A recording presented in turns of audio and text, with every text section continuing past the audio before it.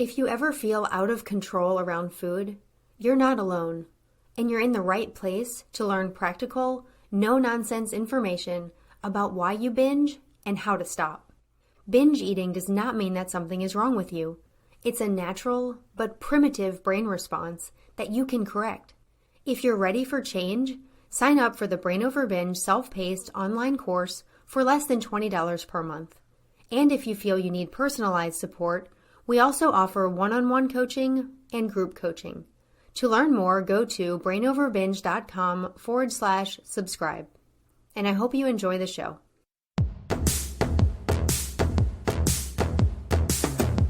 Welcome to the Brain Over Binge podcast, where you learn a simple, brain-based approach to ending binge eating.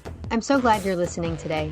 I'm Katherine Hansen, your host, and my goal is to bring you practical information and insights to help you put aside harmful eating behaviors and help you develop a healthy relationship with food.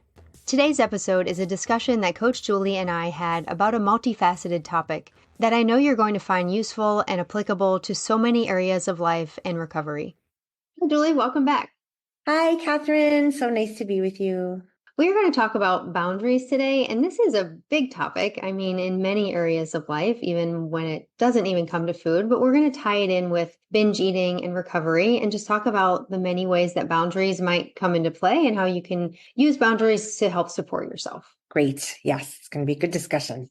Yeah, and I mean, boundaries show up in so many areas of life, and I know that you and I still struggle in ways to set boundaries with people or situations. So we want to say up front that we're not saying you have to have perfect boundaries in order to stop binging. We're not saying this is a cure for stopping binging, but it can come in as a tool to help, like I said, set yourself up for success. Absolutely. And, I love quotes. And I did start the lesson I did with the group with a quote that I think is very useful as a frame, which is boundaries are the distance at which I can love you and me simultaneously. And that's by Prentice Hemphill, who talks a lot about boundaries. I mean, is an expert on boundaries. And I mean, I think that's the thing I want to say at the front is that, it's a loving act to create a boundary. It could be a personal boundary that you're setting, something for yourself in your life, which we'll get into, or a boundary with you and another person or with a situation. But it's always coming from a place of love. It's not defiance. It's not an ultimatum. It's not a punishment. Boundaries are an act of love. So I just want to say that right up front. That's a really good way to start this conversation. And something that pops into my head as we start this conversation is the biggest boundary you're trying to set is to not binge, right? To set that apart from who you are. And that's the behavior you no longer want in your life. And that is a loving act. That is something you're doing for yourself. So that's the number one boundary that we want to set. Yes. I mean, if we start with food, fantastic. Exactly. I mean, if we think about Brain Over Binge, it's like two things that you got to do, right? Eat adequately and expect and allow urges or dismiss urges, which is a boundary in and of itself. No matter what, I don't binge. That's all you've got to do. Recovery happens. You don't have to do anything else. That's the rule, right? Like that's the only rule. Everything else is a tool. But yeah. And within that, I mean, if we're going to take the food piece, so what kinds of boundaries can you create within your own formula around food, eating, binging, right? So it could be about meal times, right? Creating gentle boundaries around meal times or types of food. You might have gentle boundaries around types of food or amounts of food. I was just coaching a client today about the fact that certain foods in certain amounts can love you back, while other amounts don't love you back. And it's not necessarily about eliminating a food completely, but about creating a gentle boundary around amount, right? Or even eating environments, things that will support you towards whatever goals you have with recovery. And I think here's another boundary, right? A boundary around no more restricting, right? Like restricting is out. So creating that boundary and purging and compensating and beating yourself up, like leaving out all of those actions. So creating that boundary. Yeah, I love that. I love the term gentle boundaries. I think it's such a nice contrast with restrictive dieting because, like you said, we're giving up restriction. You're nourishing your body. That's so important to stop binging. And the idea of setting structures and limits and creating your own formula sometimes involves boundaries, but we don't want those to feel like harsh rules. We don't want that to feel like restriction because it's not. But setting those loving, gentle, self-caring boundaries can be a really important way to help yourself eat adequately and help yourself avoid tipping into behaviors that are ultimately harmful to you. Absolutely. Absolutely. Which, of course, people can go back and listen to Redefining Restriction, right? Because if you have a health condition and then you're eating foods that exacerbate that health condition, you're harming yourself. It's not restrictive to say, if I have celiac disease, I'm not going to eat gluten because it's going to make me very sick. So it's not restrictive to go gluten free in that situation. That is a loving limit, a gentle boundary. Exactly. Yeah, for sure. I talk to clients a lot about this around meals because a lot of people have the issue of eating a meal and then continuing to go back for more and more and more. And to tell yourself, I'm going to have this meal. This is a nourishing amount of food that's going to give my body what it needs. And then to tell yourself to stop after that, that is a loving boundary. And to tell yourself, I'm not going to get up and have more and more and more, even though technically maybe that's not a binge, you can set those gentle limits for yourself. And like we keep coming back to, that is an act of love and self-care. You know, you've had enough. You can mentally move on. You can go back to the rest of your life without continuously going back for more and more food. And again, that's not restriction. Yeah. And that is the opportunity for growth. It's in that moment where you have a meal and you say, that was delicious. That hit the spot. I'm so satisfied, knowing that your brain may chatter on about, I want more, more, more, more, more, more, more, and you don't have more. And now suddenly you're healing your brain. You're rewiring your brain in that moment because you're having an urge and you're letting it move through you. So it's in those moments that the healing happens. I mean, that's why having meals with gentle boundaries is actually such a great path towards recovery, because it's in between the meals where you're going to be having urges, where you're going to be changing your brain. Yeah, and I love that there's no rules around boundaries. Like if you're someone who likes 6 small meals, great. If you're someone who likes 3 big meals, 2 small meals or snacks, great. If you're someone who likes to eat a meal and then have a dessert after, great. Like you get to create your own boundaries and you honor your own boundaries. You're not following someone else's rules or formula. Yeah.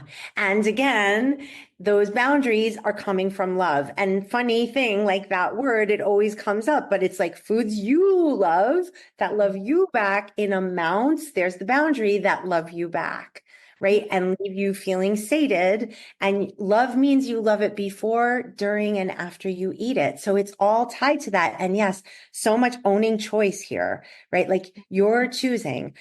And you get to change your mind. You get to say, oh, I thought it was this amount, but actually it's not. I thought this timing worked for me. It's not working. You get to be your own best expert and researcher and figure that out as you're learning what those loving limits or gentle boundaries are. Yeah, for sure. And this is also for people who do need that structure to make sure they're eating enough, to make sure they're staying away from behaviors that are harmful with food. Some people can have a more intuitive approach when it comes to this and be able to eat in a more flexible way, and this may not be necessary. So like we said up front, these are tools, not rules. Absolutely. I think, we could open the conversation up to lots of other areas of life where they're not food related at all, but creating boundaries can be helpful because in taking care of those areas of your life, you're minimizing the stress on your system, nervous system regulation, all of those things that make it easier for you to access your higher brain so that when faced with food choices, you can act in that loving way. Yeah, I think that's a really great way to frame it because a lot of times our binging gets connected to events in our life and to stress. And when we look at ourselves and our patterns, we can make corrections along the way that help lead us to good choices. It doesn't mean those things all have to happen in order to not binge, but it's just a way to, again, look at our patterns, create new habits and new ways of being in the world and being with food. Yeah, absolutely. So, I mean, maybe we can talk about a few of those areas. Before we started the call, I was talking about creating time boundaries, right? Like that idea of noticing how you're spending your day. And if you see, oh, I'm staying up really late at night every night, either, watching shows on Netflix or being on social media or doing extra work or doing tons of chores in the house. And then the next day I'm exhausted and I don't have time to prepare food for myself. Or I notice that when I'm really tired, my appetite is like enlarged or hard to manage, right? It's like noticing those things and then saying, okay, so maybe I need to set some time boundaries for myself from love, because if I get a good night's sleep, everything else works better. My digestion works better. My brain is functioning better. I can wake up the next day and feel ready to expect and allow urges, deal with that discomfort. And also my appetite is easier to regulate. Yeah, all that's super important. It's like looking at those two recovery goals, dismissing urges or allowing urges and eating adequately, and what is kind of holding me back from doing those things. And if you're not connected with your higher brain because you haven't slept, you're not eating properly, like all that can affect your ability to accomplish those two goals. Yeah, absolutely. Absolutely. And then, of course, personal limits. Are you overextending yourself? Are you constantly saying yes to everything, signing up for every committee, every project? I work with a lot of people who are very high achieving people and they're amazing, but it's this do energy constantly, constantly. And then there's that fallacy we've talked before on podcasts of like, binging is my only break. It's my only downtime. It's the only way I can de-stress. When it's the opposite of the break, it's not de-stressing at all. And truly, we all deserve a break. We all need to let off steam. We all need to have moments of pause throughout the day. And if we're never saying no to anything, that's an area where, we might need to set some loving limits with ourselves and do the uncomfortable thing of saying no when we mean no from love.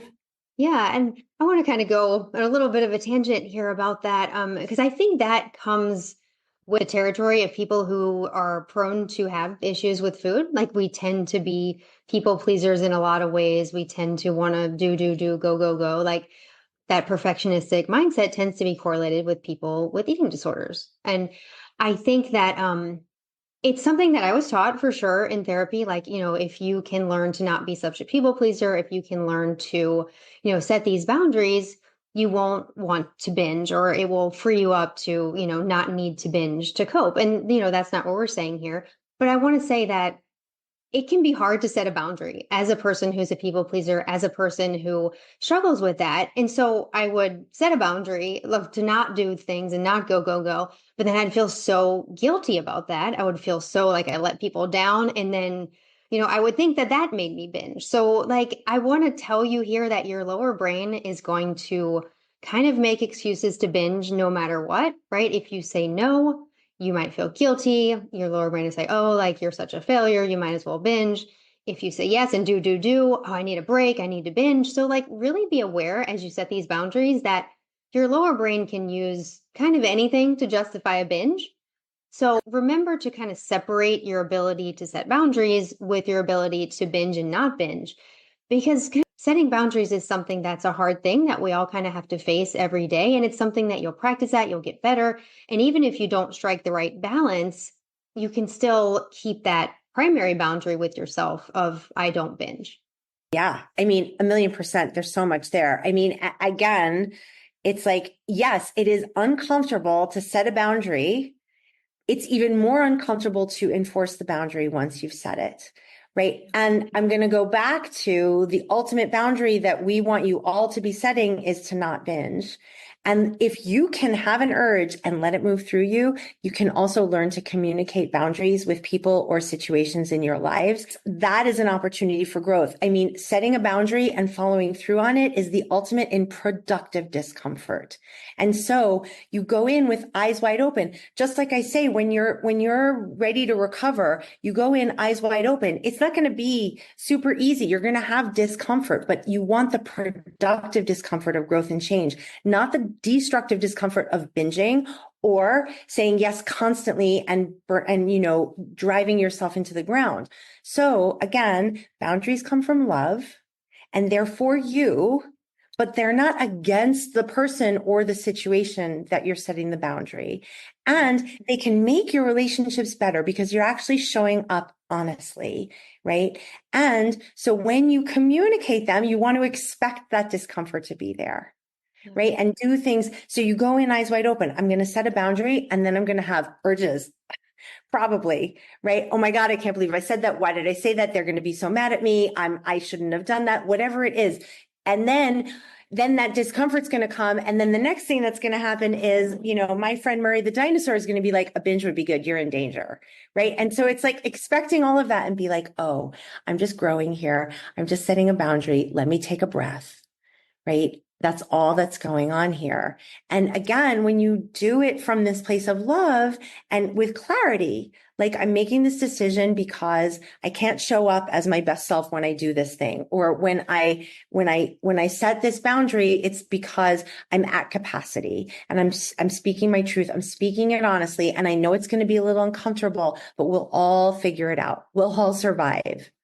Yeah, I think having that self-compassion in these situations is really important because boundaries are difficult. I mean, people write whole books about boundaries. People have, blogs and podcasts about boundaries. This is not easy. So when you do it and you have that discomfort, like you were talking about, know that that doesn't mean you did something wrong. Like I said, you can keep practicing and getting better, but the reality is you can't control other people's reactions. The reality is some people are nearly impossible to set good boundaries with, and that is another topic altogether, but it's a hard thing. So I think, yeah, like you said, if you can experience an urge, you can experience the discomfort of boundaries. Yeah. Yeah. I mean, the beautiful thing about recovery is that these are transferable skills. So when you see, oh, this thing, urges that I thought was like the hardest thing in my life to deal with, when I see I can have an urge and it moves through me and I survive and I didn't turn to food, then it's like getting back to our curiosity podcast. It's like, what else could I do?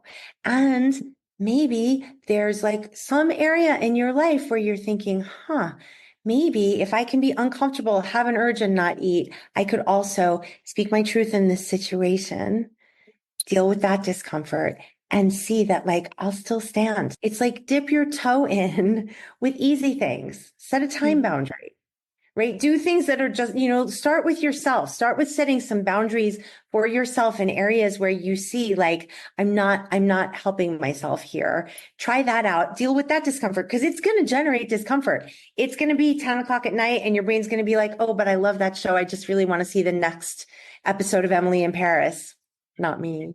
Right. And I'll just be tired tomorrow. Right. Like see that discomfort come up and say, no, you can watch it tomorrow. Right. And deal with that. Say, go me. I did it. Celebrate, celebrate, celebrate, put a bead in a jar, whatever you need to do and see, oh, wow, I just set a boundary.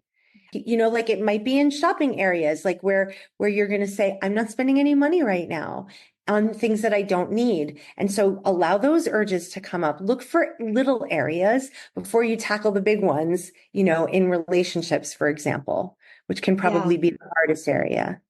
Yeah, that's a great idea to practice the ones with yourself first and starting with things that are doable and then working up to things that are more difficult. Because I think when we get to those really more difficult things in relationships, sometimes there are areas maybe you feel like you can't set a boundary at this point. Like think of people caring for small children, caring for aging parents, you're in that caregiver role. Sometimes boundaries can be a luxury, honestly.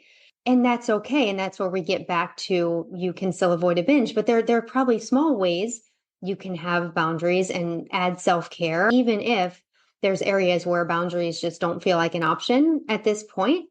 And that's okay too. And, I think it just gets back to clarity. So before you create a boundary, before you communicate a boundary, it's about being really certain with yourself. This is something I want to do for myself. And again, it could be a boundary you're setting with yourself. Fine.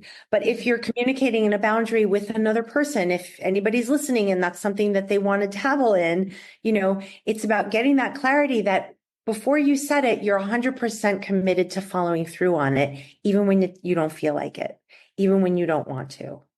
Yeah. And that's where, some future self journaling would be good. Some future self visualization would be good, where you actually visualize the conversation, how you're going to do it, what you're going to say, the discomfort that you're going to feel, how you're going to take care of yourself in that discomfort. Do you need support through that? It's not about just like blurting it out. Again, a boundary is not an ultimatum. It doesn't come from anger. It's not something you do impetuously. It's something that you do with careful thought and love. I was thinking maybe we could get into specific ways that boundary setting can help someone in recovery. Like we talked about earlier about maybe having meal times or different ways that you're trying to eat to help yourself. And sometimes that can interfere with our schedule or what others in our household are doing. And it can become a little dicey. So, how could boundary setting come into play here for people trying to recover?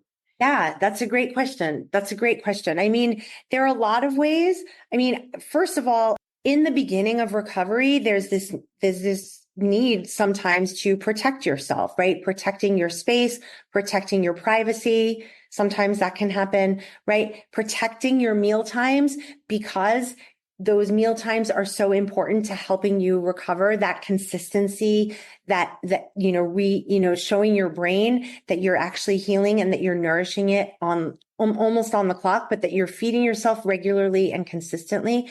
So if you're living with people or you're in a relationship with someone who eats differently, right? Who maybe has very chaotic eating and that works for them, or they eat all day long and that works for them. But for you, you're seeing that's not working for me. So that could be a moment of communicating this boundary that like, you can eat however you want. I need to eat in this way. I'm going to be doing this from now on. And I really need your support in that. And you can eat whenever you want, but I am going to stop at these times to have meals. That is very important for me. And even if we're out and we're running around doing things, it's going to be necessary for me to either bring food with me or stop and go to a restaurant to get a meal. And I'm going to speak my truth about that at regular times throughout the day. Yeah. I mean, that's very, very important because there can be relationships where people say, well, come on, we'll wait, we can go a few more hours. That can happen. And that's a very important moment where it's like, you can wait, but I'm going to eat now.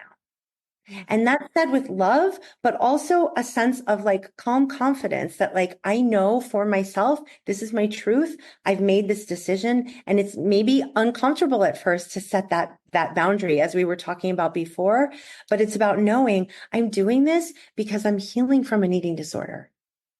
Yeah, I really like all of that because we can't control what other people do. And you, of course, don't want to rest your choices and your ability to eat adequately or avoid binges on what others do or don't do. Like, that's really important. But you can say, this is what I'm going to do for myself. An example I think of is a client I worked with had a husband who liked to snack a lot on the couch at night, and they used to do it together. But she realized that was tipping into binging behavior like almost every night. So, it was something that she had to stop doing. And she had her own snack and then went to bed and just drew that boundary for herself, but didn't say you can't do this anymore, and also didn't say I'll never do this again. It's just for now I need to change my habits and my routine in order to develop some confidence, and maybe one day I can go back to it. So hopefully that gives you some practical examples of how this could come into play. Yeah. I mean, and I think in another area also, around the body, right? Like this is your body and you get to set boundaries around what gets discussed and what doesn't get discussed. So if people are making comments to you, that's an area where you can step in and say, I don't want to talk about my body. Mhm. And again, that's that calm confidence of like, I've made this decision and it's not up for conversation. Yeah. Yeah, and that can be really helpful in public when people bring up weight. I mean, it's definitely a common topic. Well, family gatherings, social gatherings, people will start talking about diets, weight, and you really can't control what other people are talking about. I mean, you can make requests, but there's knowing what you will do. Maybe you get up from the table, maybe you go to the restroom, you change the topic, you bring up something else that's more important and interesting than weight. So yeah, it's really about knowing what you'll do in the situations and not trying to control other people. Yeah, 1,000,000%. And I love that example. Those are many of the strategies I offer to clients. And that's one example. And it pings something in my brain, which is that often we don't need to state the boundary. We just need to create it in our minds and then follow through on it for ourselves. So if we've decided that I'm done talking about dieting and weight and that whole conversation, I'm finished with it, then yes, it's this personal choice that you've made. And then you communicate the boundary by not engaging in the conversation. But it's not this overt thing like, I'm never going to talk about that again. Mm-hmm. It's just gently changing the conversation, getting up and washing the dishes, going to the bathroom, taking a walk outside, just leaving the scene. Right? There are gentle ways to do that. I love that. Yeah, for sure. And all the while knowing that if you find yourself in that conversation, you never have to binge, right? If you end up talking about it, like if you end up breaking one of your own boundaries around one of these things we're talking about, you still can dismiss the urges to break your primary boundary of not binging. A 1,000,000%. That's so good.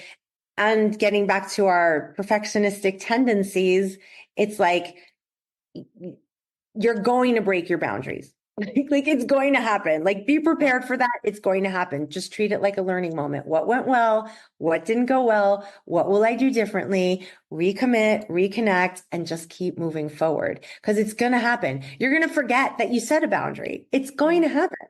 So go into that with eyes wide open too. Yeah, for sure. I have a final thought about this, and then we'll ask you for any final thoughts as well. But I mentioned earlier about the lower brain using boundaries or different things in your life to justify binging, and kind of no matter what you do, it can try to justify a binge because that's how habits work. What happened with me and what I know happens with other people is your lower brain will offer binging as kind of a way to set a boundary. And I'll try to kind of explain it. If you're so exhausted running around doing a million things, your lower brain will say, oh, just binge and then you can rest. Or like, I don't want to go to a social gathering. I'm really just dreading it. And your brain will say, oh, just binge and then you won't have to go. But, you don't have to go. You don't need to binge to rest. You don't need to binge to avoid the social gathering. So it's almost like your lower brain will say, oh, binging, if you binge, then you can set the boundary. We want you to realize you can set the boundary even if you don't binge. Does that make sense? Yes, absolutely. I mean, any sentence that includes just binge and then, you can always just pull the just binge part and do the and then, right? I mean, always, always, always binging always and only makes everything worse. And there's never a reason to binge. And the brain is going to offer it up as a solution to almost any situation. Yeah, that's such a great example. It's so funny. It's really true. I know. Yeah, I would allow myself to sleep in if I binged, but I could have just slept in, It was the lower brain would tell me that to get my higher brain on board, so I would do it, but it was never the truth, right? Right, exactly. It's never a way to take a break. We all deserve to rest. We all deserve to not go to a party if we really don't want to go to the party. We all deserve to take those pauses, and we never need to binge in order to have a valid reason to do it. Yeah. Do you have any final thoughts about boundaries? I mean, just that I think it's really great. If you're listening to this podcast, obviously recovery is something that's on your mind. And so, in the beginning, it could be good to just figure out like, what are some boundaries that would be most helpful to my recovery today, right now? Start really small. So, we already offered the biggest one, which is eat adequately, expect and allow urges, which could include some gentle meal times. But are there some routines and structures that will support me in eating adequately and dismissing urges? Are there some gentle, loving boundaries that I could put into place that will help me prioritize recovery? And just do those things. It doesn't have to be in every area of life.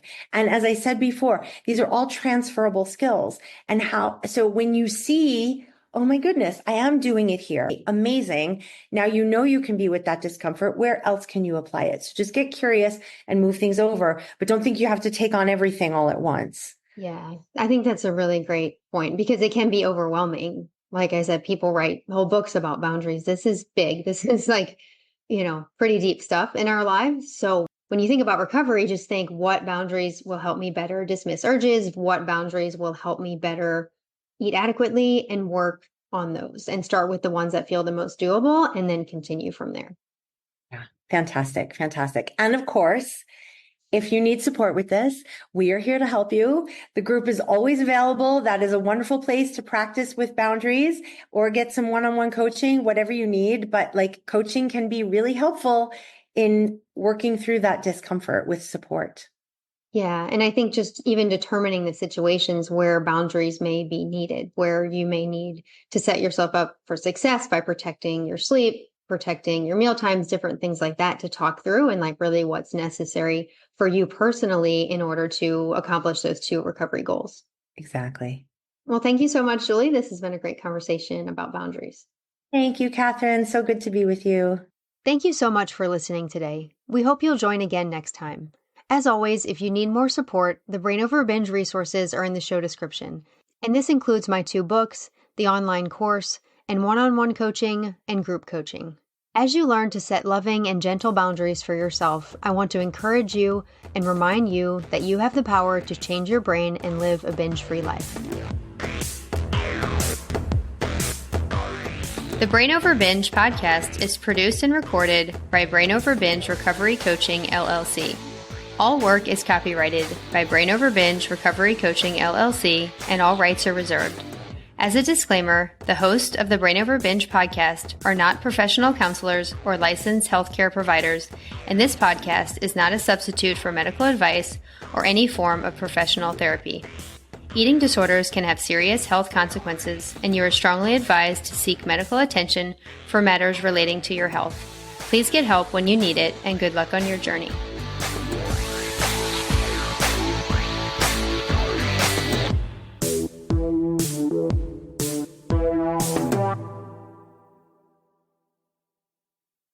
Need more help?